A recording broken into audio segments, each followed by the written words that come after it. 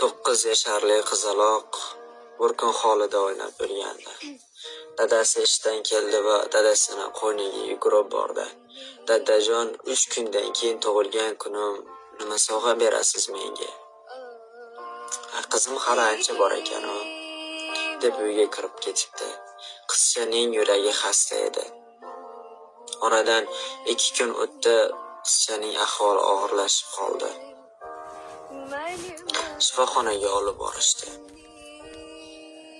Otaga doktor shu narsalarni olib keling deb bir varoq narsani yozib berdi. Ota shoshdi. Nima bo'lsa tayyorman doktor, qizimni hayotini asrab qoling dedi ota.